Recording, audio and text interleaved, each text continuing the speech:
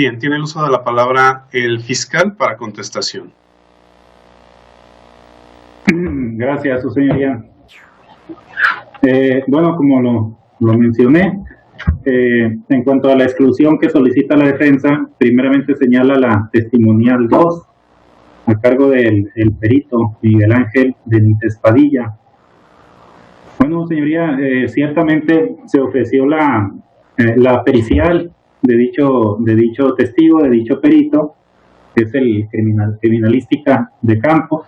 Sin embargo, se ofrece además como testimonial, puesto que es un perito que estuvo presente en el lugar de los hechos, es decir, estuvo presente al momento de la diligencia de cateo, se pudo percatarse de diversas circunstancias del contexto que estaba ocurriendo en el lugar.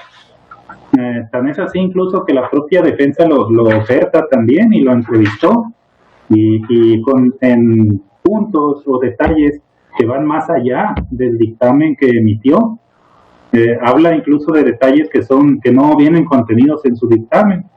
Creo que sería importante su testimonial para el efecto de tener mayor claridad de la forma en cómo ocurrieron los hechos. Es una persona que estuvo ahí presente en el lugar. Ahora bien, por lo que hace a la testimonial del elemento de policía a Gama Ronquillo, el elemento de policía Gama Ronquillo señala que esta es ilícita. La testimonial del elemento Gama Ronquillo se refiere a un acta de individualización que fue recabada al hoy acusado, en la cual se establecen diversos datos de generales y datos de la persona en general. Vayan, dicho acto realizado por el elemento Gama Ronquillo no es un acto de investigación, sino más bien es un acto administrativo que se lleva a cabo ante el ingreso de cualquier persona en calidad de detenida. Se recaba toda su información para tenerlo identificado. Es un acta de identificación, precisamente determinar quién es la persona. Entonces, dicho elemento de policía nos hablará de dicha acta que recabó y específicamente en lo que se desprende al domicilio que señala el señor Abel, precisamente el mismo, donde se llevó a cabo la diligencia de cateo. Pero no es derivado de un acto de investigación, sino de una acta administrativa que se levanta, la cual consideramos importante y necesaria su testimonio para el esclarecimiento de los hechos. Ahora bien, por lo que hace al elemento de policía Rafael Murillo Hernández, se señala que no es pertinente, es como algo así como sobreabundante, no lo anoté aquí. Que nos hablará de la entrevista que recabó al testigo Heriberto López y ofrecemos además a Heriberto López como testigo. Sin embargo, señoría, la testimonial del elemento de policía del investigador Rafael Murillo Hernández versará no únicamente en relación con la entrevista que le recabó a Heriberto López, sino que además nos hablará de una investigación. Él realiza una investigación de campo. En dicha investigación de campo realiza actividades de investigación alrededor del inmueble que nos ocupa, y de ello se deriva una entrevista que le recaba a esa persona. Sin embargo, la investigación que él realiza es más amplia. Realiza investigación de campo y emite un informe cuyo ya lo mencioné al momento de solicitar dicha testimonial del policía, un informe mediante un oficio y que tiene su fecha y todo eso. Entonces, en ese informe nos da, información de su investigación y de ahí se deriva la entrevista. Entonces, consideramos que sí es necesaria, puesto que no versa únicamente su testimonial en relación a la entrevista, sino además a la investigación de campo que realizó en el lugar previo a la entrevista. Incluso relacionado con la entrevista, podría aportar información del contexto, de circunstancias que rodearon al momento en que recaba la entrevista. Por eso consideramos que la testimonial de Rafael Murillo Hernández sí es pertinente y necesaria y se encuentra justificada para efecto de llevarse a una audiencia de juicio oral. En cuanto a la pericial de documentos cuestionados, señala también que debe excluirse, es impertinente, no abona el esclarecimiento de los hechos, señala la defensa, que el señor nunca ha negado que sea su firma. Ciertamente no lo ha negado, tampoco lo ha aceptado, pero sí tenemos una versión incluso por parte de su esposa, quien también forma parte de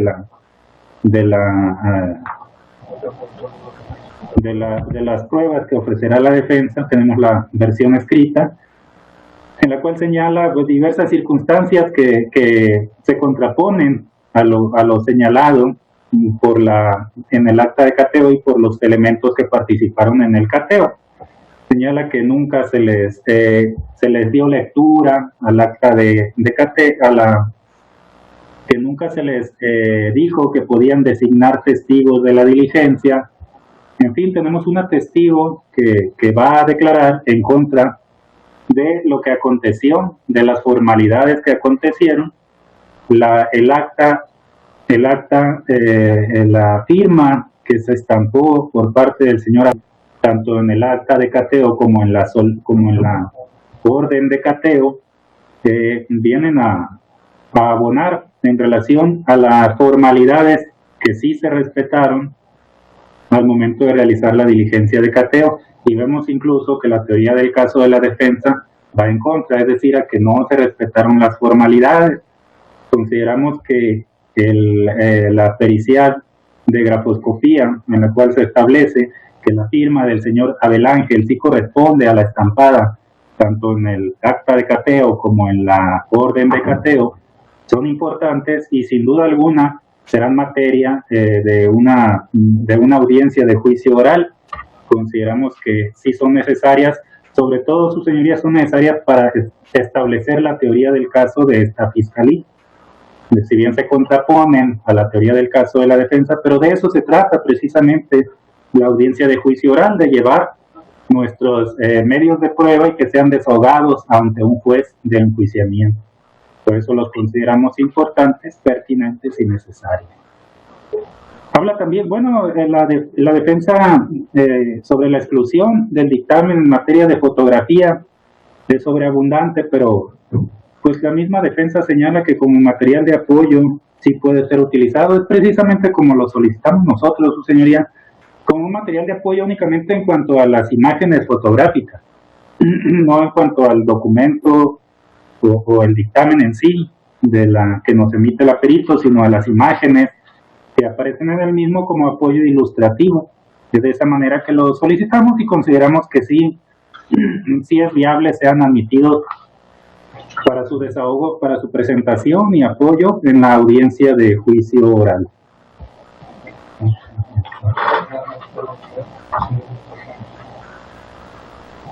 Desde la individualización de la pena. En cuanto a los documentos, a las documentales que se solicita, que exhibe esta fiscalía para la individualización de la pena, señala la defensa que violan el principio de presunción de inocencia, que pueden incidir en la voluntad del juzgador de enjuiciamiento para emitir una probable sentencia. Sin embargo, no es así, su señoría. Dichas documentales serán exhibidas y desahogadas en una etapa posterior. Sería incluso ante una eventual sentencia condenatoria, cuando serían llevadas dichas documentales a una audiencia. Ya para entonces ya no influirían, la sentencia ya estaría dictada, no influirían en nada posterior al dictado de una sentencia, y sería únicamente si se emitiera una sentencia de condena, cuando se llevarían dichas documentales a la audiencia. De lo contrario, ni siquiera se presentará. Ahora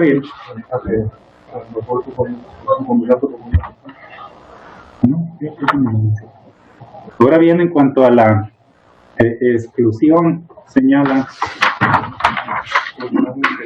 a la nulidad del acta de cateo y con ello la nulidad de todos los actos y datos de pruebas derivados de la misma. Ciertamente ya anteriormente fue llevado este tema, esta solicitud de nulidad de la diligencia de cateo y del acta de cateo ante la jueza de control en una diversa audiencia. No es correcto, su señoría, como lo menciona la defensa, de que la jueza de control en esa ocasión señaló que sí existió una violación a los derechos humanos. No fue así, su señoría. Se llevó a cabo precisamente la audiencia en la cual la defensa mencionó que existía violación a derechos humanos y señaló específicamente en aquella ocasión la inviolabilidad del domicilio y la seguridad jurídica de su defendido. En esa ocasión, después de la exposición realizada, una exposición que fue muy parecida a la que realizó el día de hoy la defensa, la jueza determina y coincidimos con ella, retomamos los argumentos que ella emitió en esa ocasión, que se trata de cuestiones de formalidad, de formalidades al momento de realizar la diligencia de cateo. Dichas formalidades ciertamente pudieron haber derivado en una solicitud de nulidad de la diligencia de cateo, pero para ello existe un plazo para dilucidar sobre dicha nulidad, que es un plazo que se establece en el artículo 98 del Código Procesal Penal. Esto no fue así. Ahora la defensa le da un matiz de que se trata de violaciones directas a derechos humanos y por ello puede hacerlo valer en cualquier momento. No lo consideró así la jueza en aquel momento, no lo consideramos nosotros tampoco así, de que sea precisamente una violación a derechos humanos, sino más bien una violación a las formalidades, pudiera ser una violación a las formalidades, puesto que, su señoría, dichas violaciones se derivan en gran parte de las entrevistas que recaba la defensa al personal que participó en la diligencia de cateo. Con ello tenemos que existen versiones encontradas, como incluso ya lo mencionó la defensa. Tenemos aquí en la carpeta de investigación por parte de la Fiscalía una serie de datos de prueba que señalan unas circunstancias en las que se llevó a cabo la diligencia de cateo.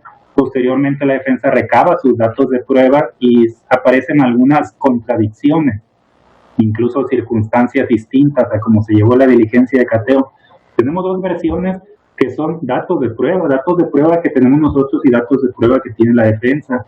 No son suficientes, su señoría, para tomar una decisión en este caso, sino más bien llevar dichos datos de prueba ante un juez de enjuiciamiento para que en esa audiencia se pueda determinar, ahora sí, a nivel de prueba y no de datos de prueba, cuál fue la realidad, puesto que yo tengo una versión en datos de prueba y la defensa tiene otra distinta.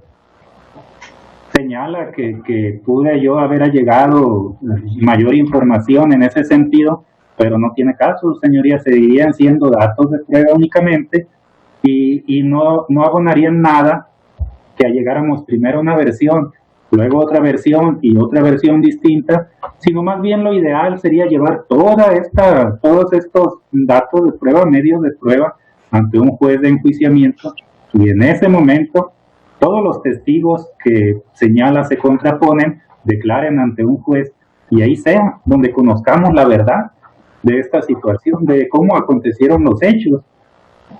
Considero que no se surten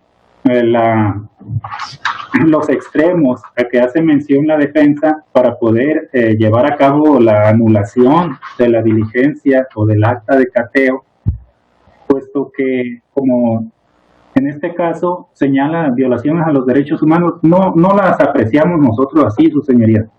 Pudieran derivarse, y lo señala incluso también la jueza, pudieran derivarse de acreditarse una violación o una falta de las formalidades en la diligencia de cateo, pudieran derivar en violación al debido proceso. Pero como lo menciono, su señoría, dichas formalidades están en versiones encontradas. Por lo tanto, al desahogarse en una audiencia de juicio oral ante un juez, traducirse en pruebas y no en datos de prueba, traducirse en pruebas de que efectivamente aconteció faltas a las formalidades para la diligencia de cateo, podrían derivar en violación a derechos humanos, pero una vez que tengamos ya a nivel de prueba, con pruebas de que efectivamente acontecieron las faltas a las formalidades. No lo tenemos ahorita, ni lo tiene la defensa ni lo tenemos nosotros. Una vez acontecido todo eso, estaríamos, yo creo, en condiciones, ahora sí, de arribar al conocimiento cierto de que pudo existir una violación al debido proceso y con ello quizás a una violación a derechos humanos.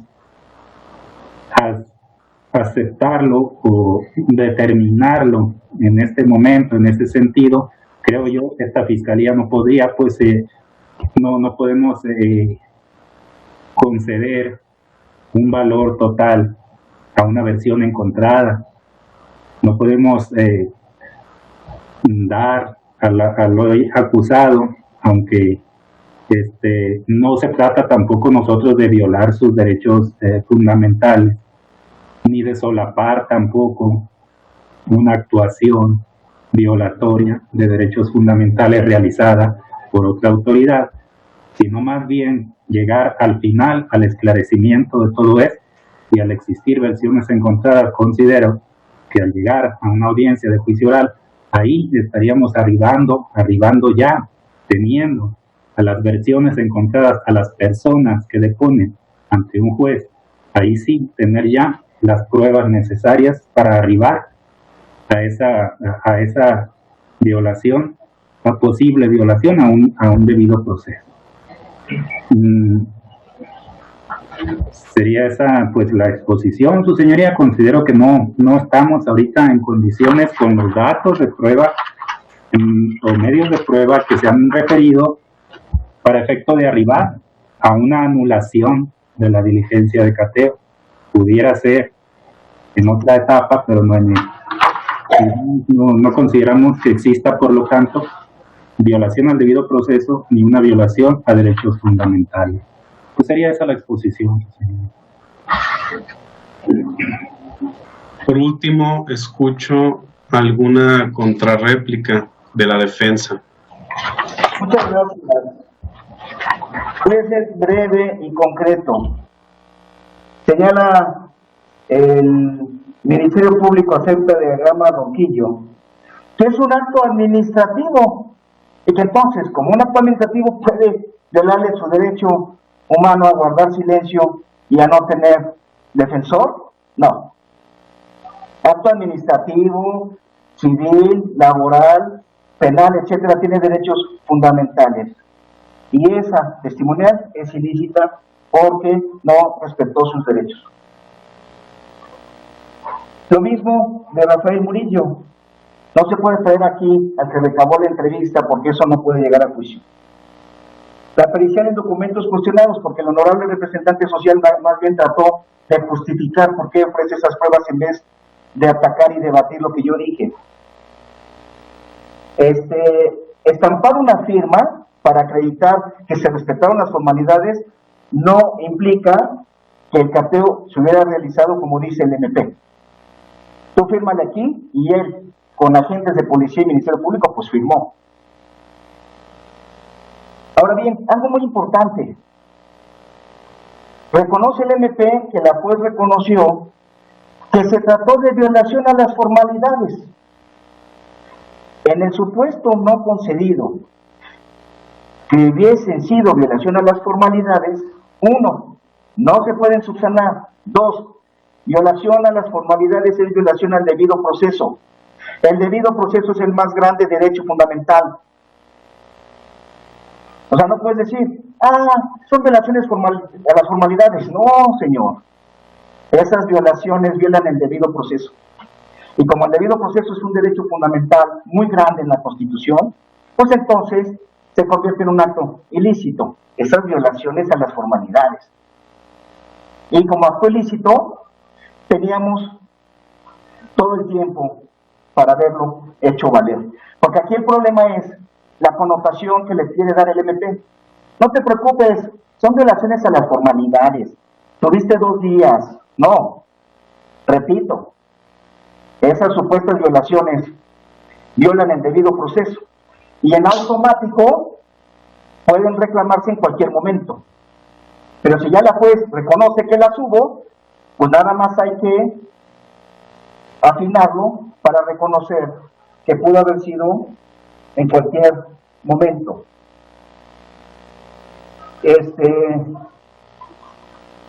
El Ministerio Público trata de justificar en cuanto a la sentencia como si estuviera en un debate inicial, pero no me dice por qué no deja de ser ilícita esa prueba del documento de la sentencia.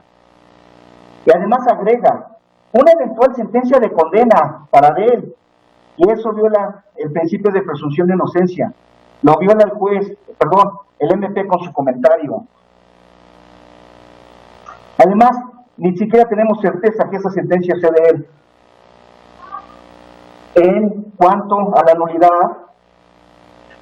dice el MP que es la versión que yo obtuve contra la que él obtuvo, pero pasa por alto que hay puntos que se desprenden de la propia acta circunstanciada de cateo.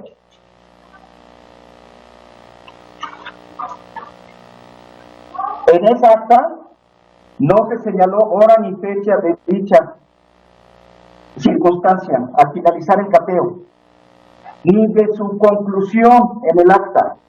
Ni siquiera nos da seguridad y certeza si se terminó a esta hora o a otra hora, porque no se menciona en el acta.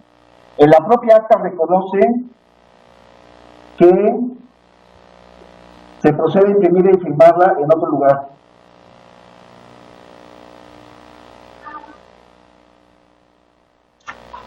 Continúo.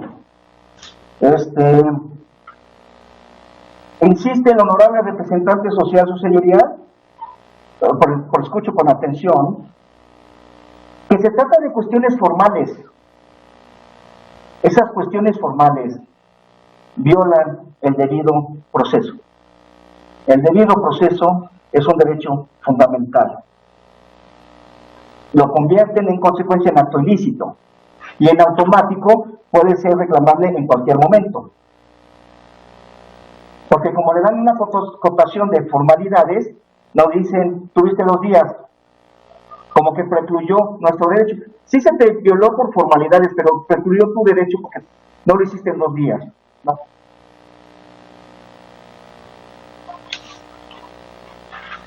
Ya voy a terminar.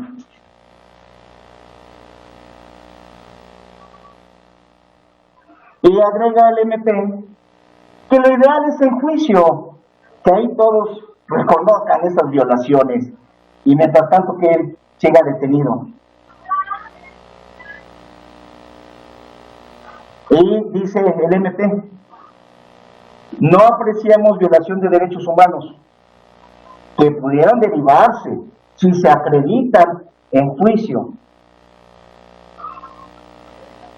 Pero él, y ya no me quiero referir a la juez que respeto, ambos reconocen, él lo dijo ahorita 2 veces, si hubo violaciones a las formalidades, pues él está confesando de facto al fiscal que hubo violación al debido proceso.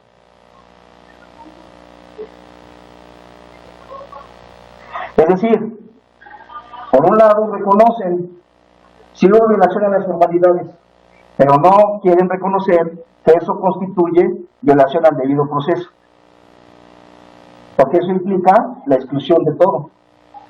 Eso implica que puedo reclamarlo en cualquier momento.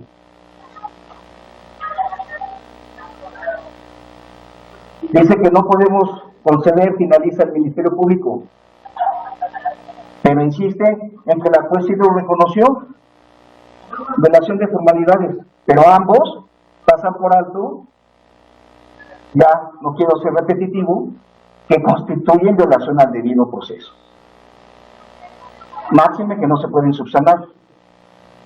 En consecuencia, al ser violatorios de derechos humanos, con todo respeto, procede su exclusión.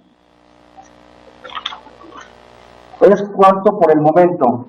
No sé si su señoría que dirige la audiencia quiera resolver y entramos, en su caso, a mis medios de prueba.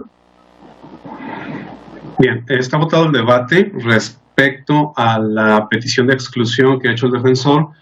Por orden de estudio, sí es necesario que, antes de seguir adelante, se emita decisión judicial respecto de esa petición. Es patente que se trata de varios argumentos jurídicos y lo prudente es tomarme un tiempo para organizar la información. Creo que 20 minutos es suficiente para un receso y emitir la decisión correspondiente. Decreto receso por 20 minutos.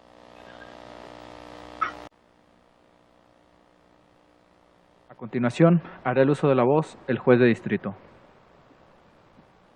Continuamos con la audiencia. Denme un momento, por favor.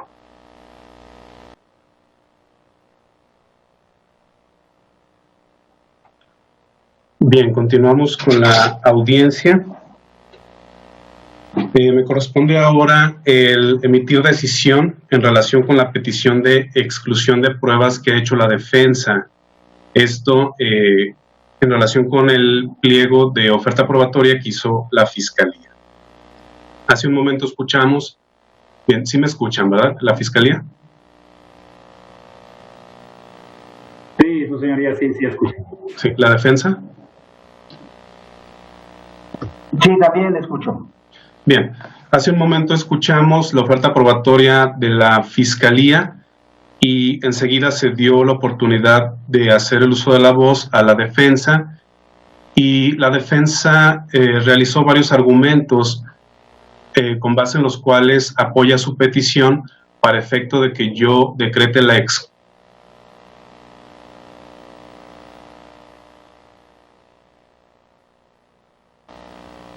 Bien, parece que ya tenemos señal, ¿verdad? ¿Sí me escucha la Fiscalía? Sí, su señoría, muy bien. ¿La defensa también? Sí, también. Bien, son el tipo de complicaciones que surgen con motivo de las videoconferencias, entonces ahí les pido un poco de tolerancia. Bien, estaba yo haciendo una reseña respecto de lo que ha surgido en el debate y señalaba yo que era trascendente abordar el estudio en primer lugar en relación con la petición de exclusión de pruebas que hace la defensa en relación con todo el esquema probatorio de la Fiscalía. El argumento de la defensa estriba en que debo de excluir todo el material probatorio que pretende llevar a juicio la Fiscalía porque dice que hay suficientes elementos de convicción en este momento a título de datos de prueba que dejan en evidencia que los servidores públicos que practicaron el cateo, donde se dice se encontraron narcóticos y artefactos bélicos a su representado, no respetaron las formalidades que deben de ser observadas para efecto de llevar a cabo una revisión de un inmueble. Esto en términos de las reglas constitucionales y que se establecen también en el Código Nacional de Procedimientos Penales. La defensa dice que queda patente con la información probatoria que hay hasta este momento, que hay varias violaciones formales en que incurrieron estos servidores públicos. La primera violación, dice el defensor, estriba en que si se da lectura al acta de cateo que firman los servidores públicos, puede advertirse que estos servidores públicos no asentaron la hora en que culminó la diligencia de cateo. Que de una lectura que se realiza el documento no se advierte esa referencia temporal. La segunda violación a que hace referencia la defensa consiste en que la dinámica en que se llevó a cabo el operativo por parte de la policía, la fiscalía local y los testigos deja patente que no se respetaron las formalidades constitucionales y legales. Dice la defensa que ha recabado entrevistas en la investigación complementaria a los dos testigos de que asistieron o que presenciaron el acta de cateo, perdón, la diligencia de cateo. Dice que entrevistó también al fiscal local y todas estas entrevistas dejan de manifiesto que la dinámica para realizar el cateo del inmueble fue la siguiente, que primero ingresa la policía para efecto de llevar a cabo sus labores de seguridad, cerciorarse que el lugar no presente algún peligro. A la postre ingresa el Ministerio Público que presidió el cateo. Después tienen contacto con el acusado y otras personas, les preguntan si es su interés nombrar testigos. Los ocupantes dicen que no tienen tal interés y ante ello la fiscalía sale del inmueble para efecto de buscar a 2 personas que constituyen parte de su grupo de la institución ministerial para que ellos funjan como testigos de la diligencia. Dice la defensa que al entrevistar a los 2 testigos, que se llaman Brian Alexis López y Luisa Fernanda Reyes, ellos son claros en esa dinámica. Dicen que estaban fuera del inmueble y hasta 10 o 15 minutos después, el Ministerio Público les dice que ellos fungirían como testigos. Dice la defensa que esto es una violación a las reglas que deben de ser observadas para practicar un cateo, dado que los testigos deben de nombrarse de manera inmediata al ingreso del inmueble. La defensa alega una tercera violación. Dice que el acta de cateo se imprimió y se firmó en un lugar distinto al inmueble que fue objeto de la revisión. Dice la defensa que la propia acta de cateo y además las entrevistas que realizó a los 2 testigos mencionados de nombres Luisa Fernanda y Brian Alexis dejan de manifiesto que el acta de cateo no se imprimió en el lugar revisado, sino que se imprimió en las instalaciones de la Fiscalía, donde también se firmó por los sujetos que intervinieron en la diligencia. En resumen, son 3 violaciones que la defensa alega sucedieron con motivo del desarrollo de la diligencia de cateo. Antes de examinar si la defensa tiene razón o no en relación con que se actualizaron estas violaciones, es preciso puntualizar que yo no advierto un obstáculo para efecto de que en este momento yo analice esa propuesta jurídica que hace la defensa. Es decir, en este momento, examinar si efectivamente se sucedieron o no esas violaciones a que hace referencia el defensor. Considero que es prudente en este momento hacer ese análisis que propone el defensor, simplemente porque así lo autoriza el artículo 346, fracción segunda del Código Nacional de Procedimientos Penales. Dice el legislador que precisamente para uno de los trabajos que se realizan en una audiencia intermedia es el examinar planteamientos de violación de derechos fundamentales para efecto de dilucidar si las pruebas deben de admitirse o excluirse para efecto de ser llevadas a juicio. De manera que es este artículo, el 346, el que sirve de base para concluir que sí es pertinente en este momento realizar ese estudio que propone la defensa. Hay que señalar incluso que la Suprema Corte de Justicia de la Nación ya ha sentado criterio también en el cual señala que en la audiencia intermedia justamente puede emprenderse ese análisis relativo a si una prueba se obtuvo o no con violación a derechos fundamentales para efectos de una decisión de exclusión o admisión de prueba, sin perjuicio de que a la postre incluso el tribunal de enjuiciamiento lo hiciera en su ejercicio de valoración de pruebas. Ante esto, entonces, es intrascendente si antes de esta audiencia intermedia se propuso o no una incidencia de nulidad de pruebas que hubiese tenido argumentos similares a los que ahora se proponen. En todo caso, para ser exhaustivo, considero que es necesario puntualizar también que en mi concepto,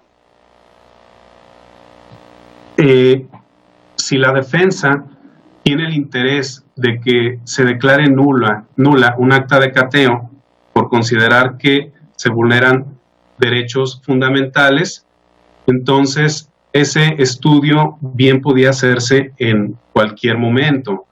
Yo no considero que necesariamente debía de hacerse valer la incidencia dentro de un plazo de 48 horas, como lo dice el artículo 98 del Código Nacional de Procedimientos Penales. Este artículo 98 efectivamente contempla una vía incidental para declarar los actos procedimentales que se hubiesen realizado en contravención a las formalidades del Código Nacional de Procedimientos Penales. Pero no perdamos de vista, lo que se refiere a ese artículo es a los actos procedimentales, es decir, las actuaciones que se realizan ya en el proceso penal, no en sí los actos de investigación. Dicho lo anterior, en resumen, considero que sí hay condiciones jurídicas para acceder al análisis que propone en este momento la defensa. Empezaré con el argumento que expone la defensa en primer lugar, en el sentido de que se incurre en violación a las formalidades del desarrollo del cateo por el hecho de que no se asienta en el acta la hora en que concluye la misma. Este argumento considero que es infundado. Debo de señalar en primer lugar que si damos una lectura al artículo 288 del Código Nacional de Procedimientos Penales, efectivamente nos dice que la autoridad que practica un cateo debe de ser sumamente específica de todo lo que realiza. Hay que realizar un acta circunstanciada y por circunstanciado debemos de entender que se precisen toda la información que tenga que ver con el acto que realiza la Fiscalía. Si la pregunta ¿es necesario asentar la hora en que concluye la diligencia? Yo considero que sí sería lo idóneo, pues eso es parte de establecer una narrativa circunstanciada de un acto que se realiza. Pero ¿qué pasa si finalmente no se plasma esa hora en que finaliza el cateo? Considero que no es del todo trascendente. De cualquier manera, si se plasmaron elementos circunstanciales que muestran tener más relevancia, como lo es la hora de ingreso, el tipo de dinámicas que se realizaron en el interior del inmueble, nombre de las personas que participaron, tipo de objetos que se localizaron, entre otras, creo que con eso se cumple la exigencia de circunstanciar un documento. Puede ser que no se detallen algunos otros aspectos por considerar la autoridad que practica el cateo que no sean trascendentes, pero creo que en este caso no tiene trascendencia que no se hubiese puntualizado la hora en que culmina la diligencia de cateo. En relación con la segunda violación que la defensa aduce, se actualiza en el caso consistente en que los testigos del cateo deben de ser nombrados desde el inicio de la diligencia, entendiéndose por ello desde que se ingresa al inmueble. En este aspecto, yo considero que también es infundada esta alegación de la defensa. En este caso queda claro por la relación de elementos probatorios que ha hecho el defensor que tenemos una dinámica precisa en que actuó la Fiscalía Local. Tenemos que ingresa primero al Ministerio Público, tiene contacto con los ocupantes de la vivienda, les pregunta si tienen el interés de nombrar testigos, ellos dicen que no, entonces ante ello el fiscal busca 2 personas para efecto de que funjan como testigos. La pregunta es, ¿esta dinámica es incorrecta? Yo considero que no es incorrecta. Ya ha dicho la Suprema Corte de Justicia de la Nación que esos son precisamente los pasos que deben de seguirse para llevar a cabo de manera correcta una diligencia de cateo. Primero, preguntar a los ocupantes si les interesa nombrar testigos. Si dicen que no, entonces quien puede nombrar a los testigos es el propio fiscal que está presidiendo el cateo. En este caso, eso sucedió. Los ocupantes rechazaron esa oportunidad de nombrar testigos, por lo tanto, el fiscal es quien se da la tarea de buscar personas que funjan como testigos, y la Suprema Corte ha dicho que no debe de ser cualquier persona, que deben de ser 2 testigos que puedan dar fe de todo lo que se va a realizar en el inmueble sin que tengan alguna participación. En este caso, el fiscal considero que bien hizo en buscar a 2 personas que cumplieran con ese perfil. Si para eso tuvo que buscar a 2 de sus empleados, entiendo que son empleados de la Fiscalía, para que desempeñaran ese papel de testigos instrumentales, y tuvo que buscar a personas que estaban fuera del inmueble y ello le tomó de 10 a 15 minutos, considero que ello es razonable, pues precisamente tenía que buscar personas que tuvieran ese perfil. Lo importante en todo caso es que estos 2 testigos hayan asumido el cargo de observadores instrumentales de la diligencia antes de que se realizara la revisión del inmueble.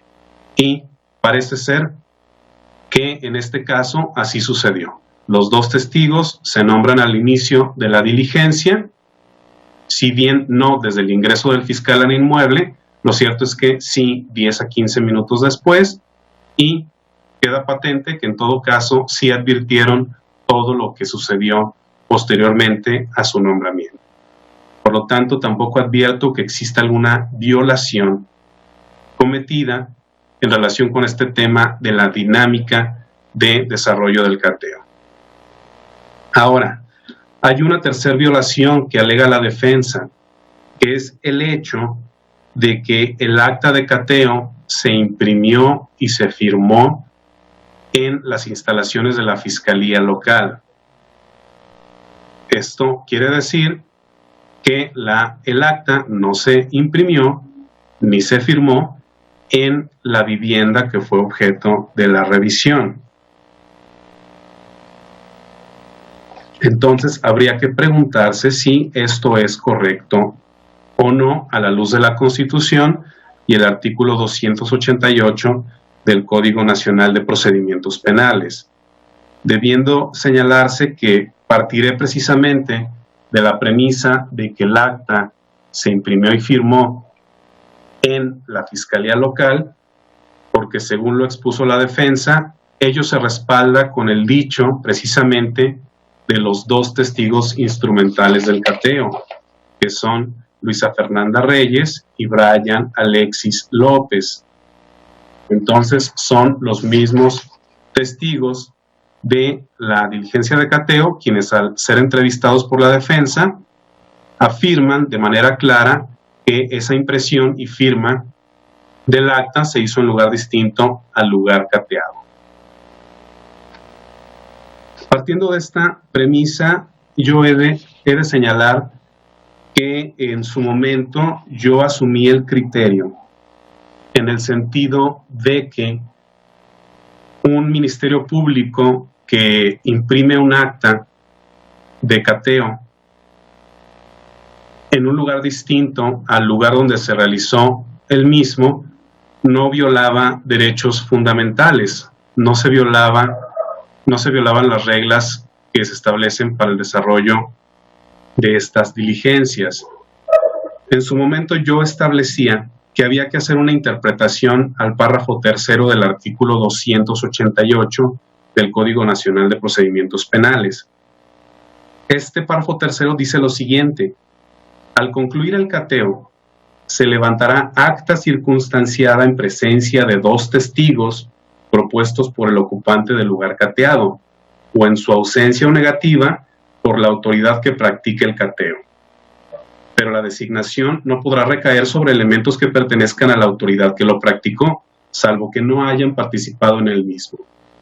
Cuando no se cumplan estos requisitos, los elementos encontrados en el cateo carecerán de todo valor probatorio, sin que sirva de excusa el consentimiento de los ocupantes del lugar.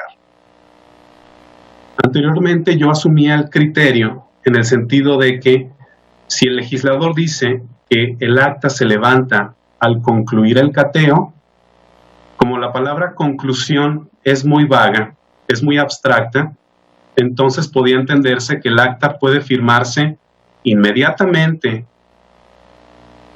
que se acabó la revisión del inmueble o incluso algún tiempo inmediato posterior, que podían ser incluso 1, 2 horas, 3 horas.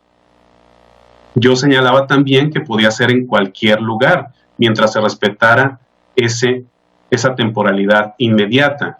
Señalaba yo que podía ser en el mismo inmueble cateado o incluso en algún otro sitio, como puede ser las instalaciones de la Fiscalía. Sin embargo,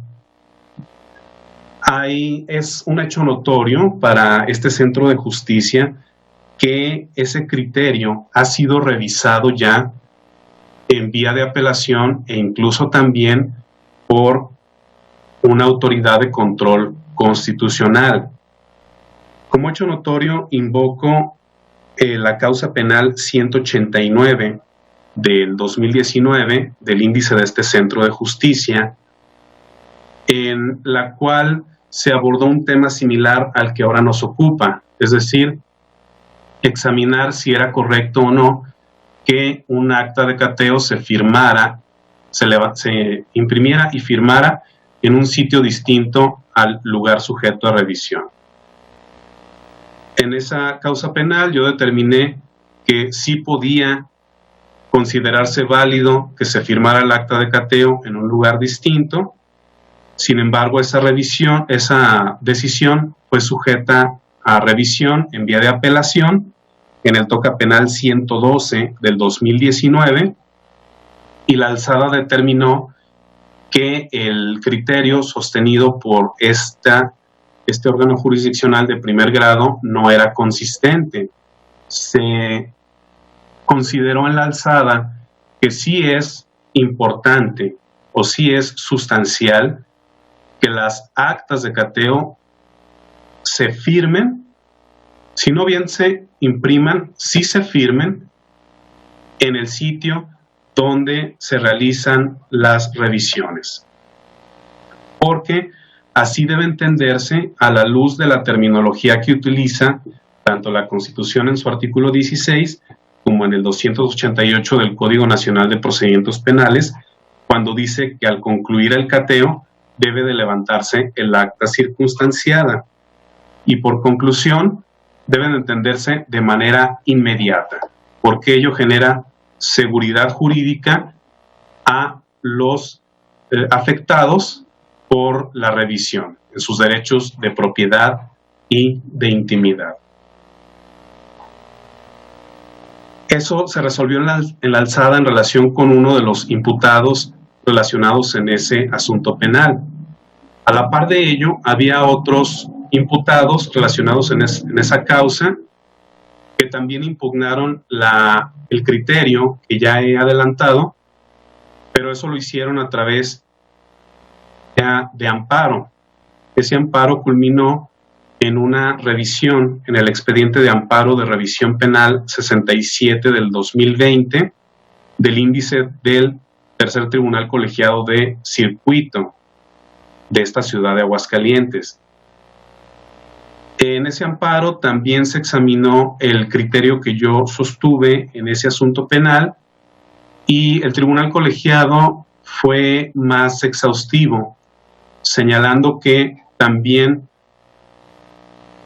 coincide con el criterio de la alzada adoptado en relación con otro de los imputados, en el sentido de que un acta de cateo debe de ser firmada justamente en el sitio donde se realiza la revisión.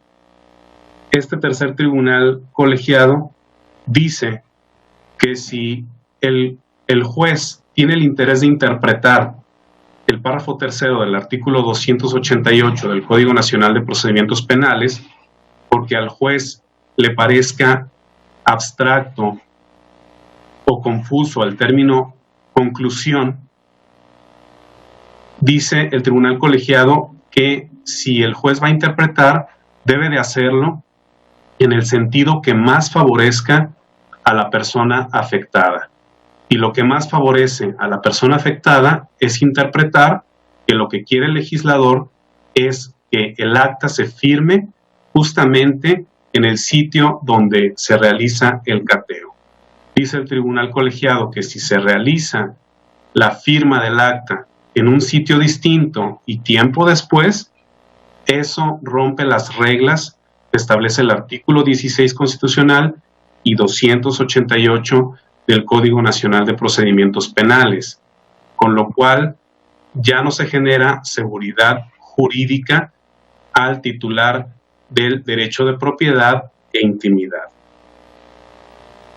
Puntualmente se dice en esa ejecutoria de la Autoridad de Control Constitucional que si no se respeta esa formalidad de firmar el acta de cateo en el sitio donde se realiza la revisión, con eso se vulneran las reglas que establece la legislación y la Constitución, con base en las cuales debe de llevarse a cabo un cateo para generar seguridad jurídica a los propietarios de los inmuebles y por ende debe de aplicarse la consecuencia que establece la parte final del párrafo tercero del artículo 288. Es decir, que cuando no se cumplan estos requisitos, los elementos encontrados en el cateo carecerán de todo valor probatorio.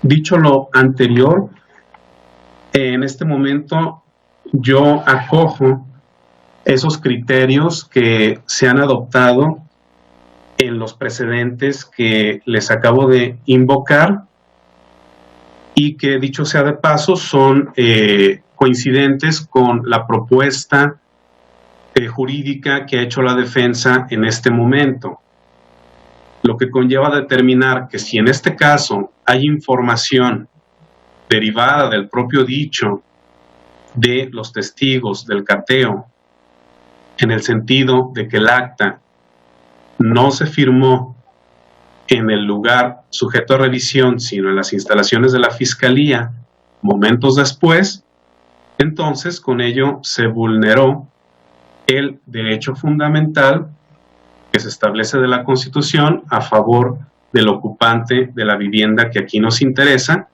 consistente en que se respeten las formalidades para afectar su derecho de propiedad e intimidad.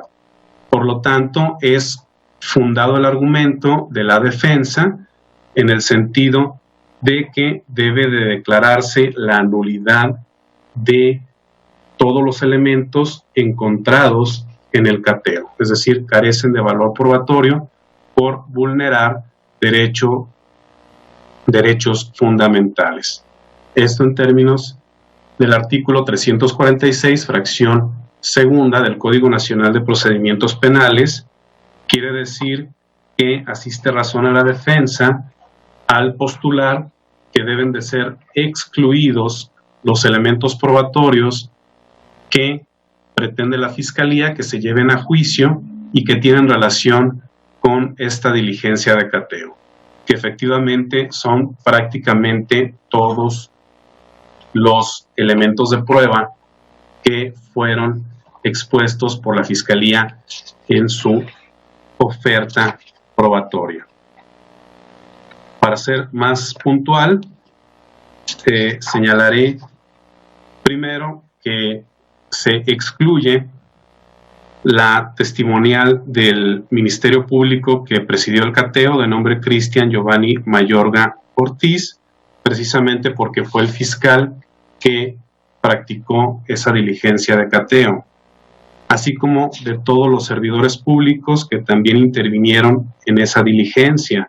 En este caso es la testimonial número 2 de Miguel Ángel Benítez Padilla, la testimonial número 3 de Rafael Muñoz Hernández, la testimonial número 4 de Carlos Edgardo Romo Valdés, la testimonial número 5 de Luisa Fernanda Reyes Martínez, la testimonial número 6 de Brian Alexis López Medina, la testimonial número 7 de Luis Fernando Nava Vargas, que si bien no intervino en la diligencia de cateo, lo cierto es que su participación en la investigación fue el hacer la inspección de los indicios encontrados en esa revisión y también recabar oficios de la autoridad militar y la autoridad de salud para verificar si había permisos para detentar esos objetos encontrados en el cateo. Es decir, es una prueba que se deriva indirectamente de la diligencia de cateo. Lo mismo sucede con la testimonial número 8 de Miguel Ángel Agama Ronquillo, en la cual se dice que este policía recabó el acta de individualización del acusado. Esto es así porque esa acta de individualización no hubiera sido posible realizarla si no se hubiera realizado la detención del acusado con motivo del cateo.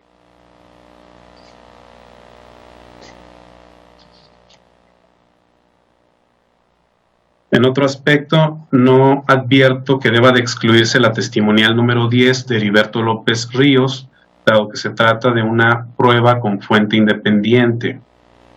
Lo mismo la testimonial de Antonio de Jesús Vázquez Gutiérrez. Considero que también tiene independencia del cateo.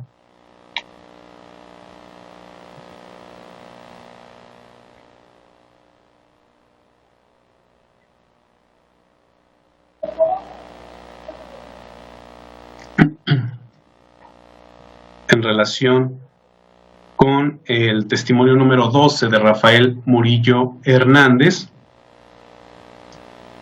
en este tema estoy de acuerdo con la defensa también, en el sentido de que no tiene razón jurídica llamar a esta persona si la tarea que él realizó fue entrevistar al señor Heriberto López Ríos, quien a final de cuentas rendirá su testimonio de manera directa. De acceder a ello se violaría lo dispuesto en el artículo 385 del Código Nacional de Procedimientos Penales. Escuché a la Fiscalía que en todo caso no debo de excluirlo porque esta persona no solo recabó esa entrevista, sino también hizo una investigación de campo, pero no se puntualizó qué tipo de investigación de campo hizo la Fiscalía, hizo esta persona. Creo que no es suficiente que se diga que se realizó una investigación que tiene pertinencia con los hechos, pues si no se especifica qué tipo de actuaciones realizó esta persona, entonces no puede comprenderse la pertinencia para efecto de ser llevado al juicio.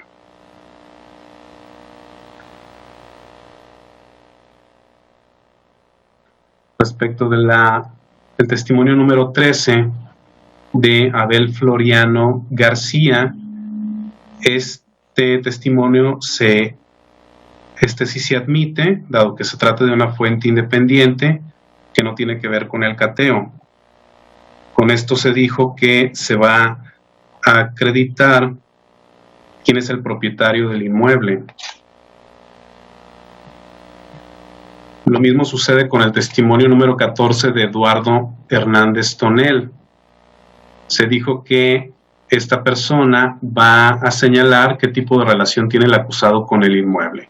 Considero que esto no tiene relación con el cateo. También se trata de una fuente independiente. Respecto de la pericial marcada como número 1 romano, se excluye, que es la pericial química, también la pericial de criminalística con número romano 2, la pericial de balística con número romano 3, la pericial de fotografía con número romano 4, la pericial de documentos cuestionados señalada como número romano 5, dado que todas estas son periciales que se realizaron en relación con objetos o sitios cuya noticia de su existencia solo fue posible materializarse con motivo de la revisión que se realizó en el inmueble.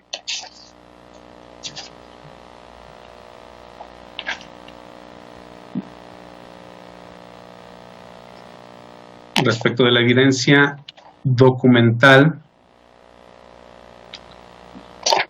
que son los oficios de la 14ª Zona Militar y la autoridad sanitaria, también se excluyen porque tendrían el efecto de dar noticia en relación con permisos para detentar los narcóticos y artefactos bélicos, cuya noticia de existencia solo fue posible gracias al acta de cateo, a la revisión realizada en el inmueble. Es decir, se derivan indirectamente de el cateo. Lo mismo sucede con el dictamen de fotografía forense.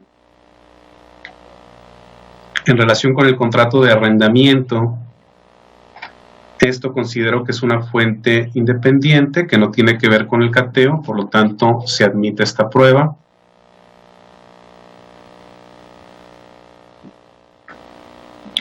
La orden de cateo en sí, que fue firmada por el juez de control del primer partido judicial del Estado, considero que es fuente independiente, por lo cual también se admite. Finalmente, la evidencia material, que son los narcóticos, artefactos bélicos, dinero en efectivo, bolsas plásticas y unas básculas, también se excluye por tener derivación directa de la diligencia de cateo. En relación con las documentales que se ofrecen para la audiencia de individualización de sanciones, es infundada la petición de exclusión. Primero porque no se derivan indirectamente del acta de cateo. Además,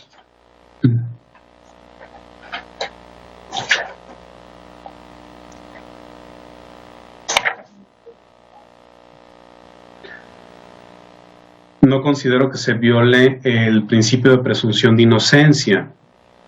En una parte estoy de acuerdo con la defensa en el sentido de que lo que se juzga en este asunto es el hecho cometido por el acusado y no en sí su personalidad. Pero no hay que perder de vista, como lo dice la Fiscalía, que estas pruebas documentales se ofrecen para la audiencia de individualización de sanciones, en las cuales no se juzga el hecho ilícito en sí. Hay otros temas que interesan en la audiencia de individualización de sanciones, entre ellos la reincidencia para efecto de dilucidar si procede conceder beneficios de condena condicional o sustitución de pena de prisión, que no tiene que ver estrictamente con juzgar el hecho que aquí se investiga, sino el dilucidar, en su caso, si el acusado es merecedor de un beneficio de sustitución de prisión, por lo que no tiene aplicación la teoría del derecho penal del acto y de autor.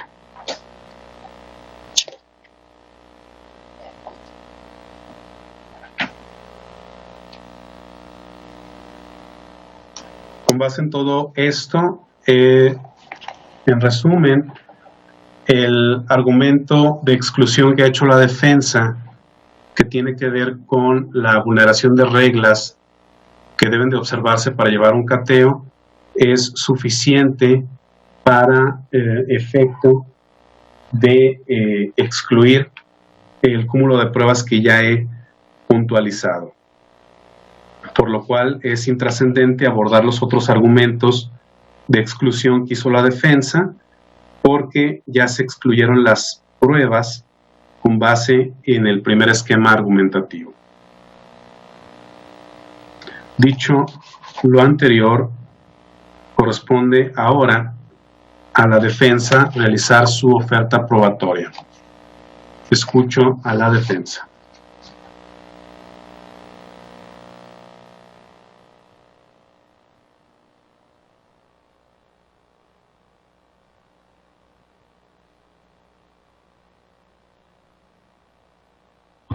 Su señoría, haciendo una interpretación armónica y sistemática del artículo 337, último párrafo, 341 del Código Nacional de Procedimientos Penales, renunciando a los plazos de conformidad con el artículo 95 del Código Nacional de Procedimientos Penales, solicitaría la suspensión de la presente audiencia, primero, para analizar la posible salida anticipada si el Ministerio Público humanamente replantea su oferta porque acusa por 2 delitos contra la salud. Y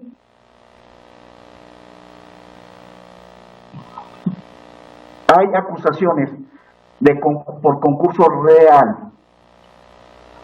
Adicional a eso, yo tendría que replantear mis medios de prueba, pero también solicitaría al fiscal, en base al deber de lealtad y buena fe que debe prevalecer en el presente sistema, el estudio de las causas de exclusión del delito que menciona el artículo de mi Código Penal Federal, el carro 37 o 57. Debo reconocer que no me lo sé de memoria, pero lo que sí tengo claro es que hay una discusión en el Código Penal Federal donde de oficio y a petición de parte en el Código Penal, el MP deberá de estudiar las causas de exclusión del delito. ¿Cuál sería? Pues, atipicidad, causas de justificación o de inculpabilidad. Las dos últimas me queda claro que no es así. Pero que estudie, por favor, si podrá acreditar en juicio todos los elementos objetivos, normativos y subjetivos del tipo penal. Y repito, yo renuncio a los plazos que tenemos para hacer resuelta un juicio para la medida cautelar de prisión preventiva oficiosa, en términos del artículo 95, con la finalidad de poder entablar plática con el honorable representante social y que él pueda plantear ante su superior ese estudio de las causas de exclusión del delito. Si usted lo acuerda de conformidad,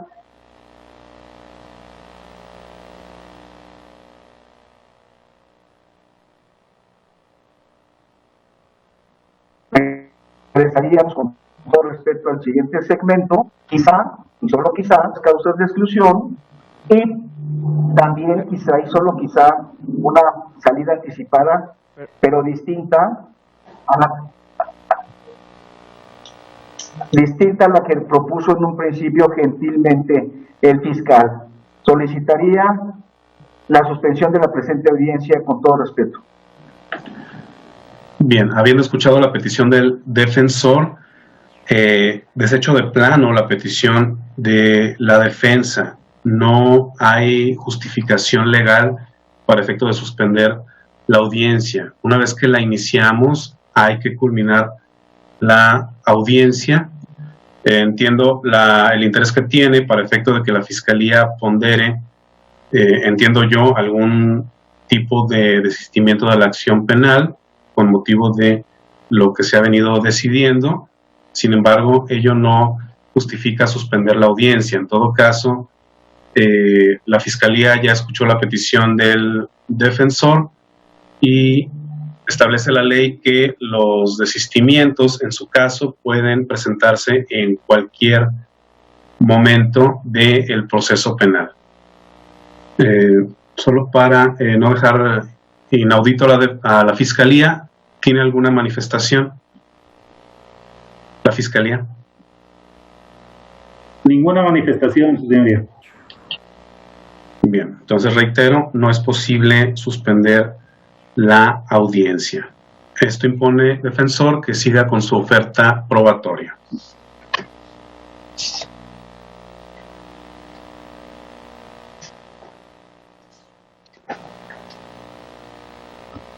No voy a ofrecer ninguna prueba, salvo las que usted admitió.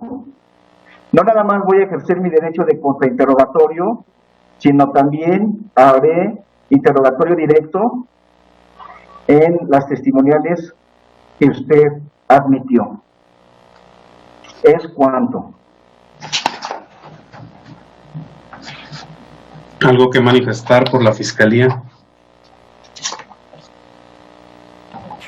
Nada que manifestar, señoría. Bien, queda registro en relación con que la defensa no ofrece pruebas, pero con la puntualización de que sí tiene el interés de que se admitan aquellas que le admití al Ministerio Público. Entonces, en el auto de apertura a juicio se va a puntualizar cuáles son esas pruebas que admitía la Fiscalía y que ofreció la defensa en su pliego escrito. Por todo lo demás, entonces se entiende que hay un desistimiento. Obviamente la defensa tendrá el derecho de contrainterrogar todas las pruebas de la Fiscalía. Con esto hemos culminado la fase de admisión y exclusión de pruebas de la audiencia intermedia, de manera que lo que prosigue es el dictado oral del auto de apertura a juicio. Les pido un momento para efecto de dictar ese auto de apertura. Bien, voy a dictar el auto de apertura a juicio en su versión oral. Primero, el Tribunal de Enjuiciamiento competente para celebrar la audiencia de juicio se va a definir por la Administración del Centro de Justicia, una vez que se verifique cuál de los jueces del órgano jurisdiccional no ha tenido conocimiento previo del asunto. En segundo lugar, la individualización del acusado, quien pidió que sus datos personales se mantuvieran en reserva. Número 3, las acusaciones que deben de ser objeto de juicio y las correcciones formales que se hubiesen realizado en ellas, así como los hechos materia de la acusación. En este caso tenemos una propuesta fáctica. La Fiscalía le reprocha al señor haber incurrido en los siguientes hechos ilícitos, que son el delito contra la salud en la modalidad de posesión de clorhidrato de metanfetamina con fines de comercio en la variante de venta, previsto y sancionado en el artículo 195, párrafo primero del Código Penal Federal. El delito contra la salud en la modalidad de posesión de cocaína con fines de comercio en la variante de venta, previsto y sancionado en el artículo 476 de la Ley General de Salud. Posesión de armas de fuego de uso exclusivo del Ejército, Armada y Fuerza Aérea, previsto y sancionado en el artículo 83 ter, fracciones 1 y 3, fracciones 1 y 2, en relación con el 11, incisos B y C de la Ley Federal de Armas de Fuego y Explosivos. Posesión de cartuchos para armas de fuego del uso exclusivo del Ejército, Armada y Fuerza Aérea, previsto y sancionado en el artículo 83 cuater, fracción 2, en relación con el 11, inciso C de la Ley Federal de Armas de Fuego y Explosivos.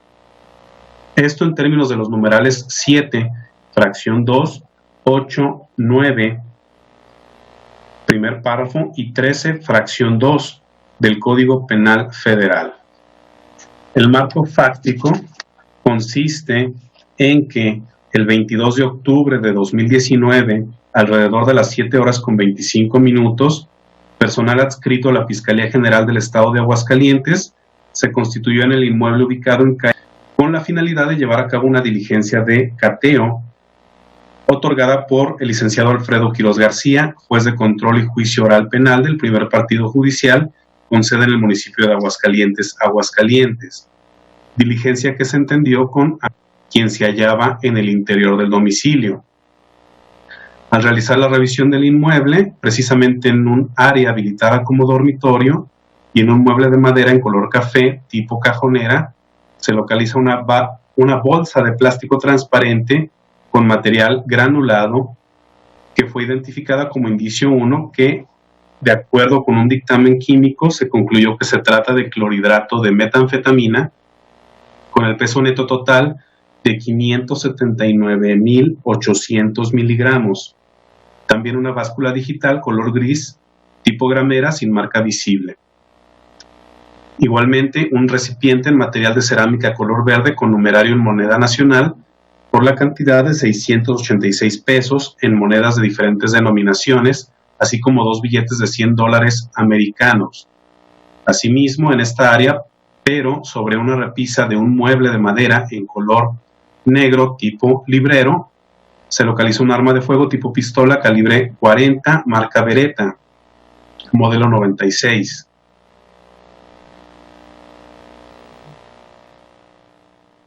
Continuando con la revisión, en un área identificada como sala y sobre la base de un cajón para bocinas, se localiza una cartera de piel en color café tipo cartuchera, con 12 cartuchos útiles para arma de fuego, con la leyenda en su base FC 3030 Win. Asimismo, y en el exterior de dicha cartuchera, se ubicaron un cartucho para arma de fuego con la leyenda en su base 3030 Win WW Super, un cartucho para arma de fuego con la leyenda en su base LC12 y 12 cartuchos para arma de fuego con la leyenda en su base A, los cuales fueron identificados como indicio 7. Asimismo, en esta misma área, pero en un sillón de 2 plazas, se localizó un arma de fuego tipo rifle calibre 30-30 Win, marca Winchester, modelo 94, matrícula 10-20-361, país de fabricación Estados Unidos, con su cargador abastecido con 4 cartuchos útiles al calibre del arma, identificada como indicio 8. Continuando con la revisión, en una segunda habitación destinada como dormitorio y sobre una cama matrimonial, se localizó una báscula de plástico transparente con bolsas plásticas transparentes identificadas como indicio 9. Una bolsa de plástico transparente con un envoltorio de plástico transparente con material sólido al tacto en color blanco identificada como indicio 10, sustancia que de acuerdo con el dictamen químico es cocaína con un peso neto total de 8.500 miligramos. Una bolsa plástica transparente tipo Ziploc con sello hermético conteniendo material granulado, identificado como indicio 11, que de acuerdo con el dictamen químico se concluyó que es clorhidrato de metanfetamina, con el peso neto total de 262.500 miligramos. Un arma de fuego tipo pistola calibre 45 auto, marca Springfield Harmony, modelo 1911, A1, serie NM218029, país de fabricación Estados Unidos. con un cartucho útil al calibre del arma, identificada como indicio 12. Un arma de fuego tipo revólver calibre 32 Smith & Wesson, marca HR Arms, modelo de American, país de fabricación Estados Unidos, abastecida con 4 cartuchos útiles al calibre del arma, identificada como indicio 13. Por último, en el área identificada como cocina, al interior del horno, de la estufa, una báscula digital en material sintético blanco y rojo, con cubierta gris, identificada como indicio 18. Perdón, indicio 16. Este es el marco fáctico. En este caso no hubo correcciones formales a la acusación. Respecto al punto 4, no hubo acuerdos probatorios a los que hubiesen arribado las partes. Respecto a los puntos 5 y 6, que se refieren a medios de prueba admitidos que deberán de ser desahogados en la audiencia de juicio, así como las pruebas admitidas que deban de desahogarse en la audiencia de individualización de sanciones, no repetiré cuáles pruebas son, pues ya ha quedado en el registro de audio y video. En todo caso, para su mejor comprensión, se va a sentar en el auto de apertura a juicio, de manera escrita. En este caso no hubo prueba anticipada. Las medidas de resguardo de identidad del acusado deben de mantenerse en reserva. Respecto de las personas que deben ser citadas a la audiencia de debate, deben de comparecer las personas cuyos testimonios sí se admitieron, en el entendido de que es la Fiscalía quien debe gestionar su comparecencia en la fecha y hora que se programen para el juicio. Si advierte que tiene imposibilidad para ello o alguna dificultad, puede pedir el apoyo judicial. Las medidas cautelares que hayan sido impuestas al acusado, en este caso el acusado está sujeto a la prisión preventiva oficiosa. Bien, se emitirá el auto de apertura a juicio en su versión escrita en términos del artículo 67 de la legislación adjetiva dentro del plazo de 24 horas y el auto de apertura, de no ser impugnado, en 5 días se va a hacer llegar al tribunal de enjuiciamiento. ¿Tienen alguna petición? Escucho a la Fiscalía. Señoría, pues únicamente copia del audio y video de la presente audiencia y de la resolución que emita por escrito. ¿La defensa? En similares términos, por favor, copia del audio y video recabado con motivo de la presente audiencia, así como copia simple del auto de apertura a juicio oral, por favor. ¿Es cuánto? Se autorizan las copias que han pedido las partes, por lo tanto, y no habiendo mayores actos procesales por realizar, se declara cerrada esta audiencia. Que tengan buena tarde.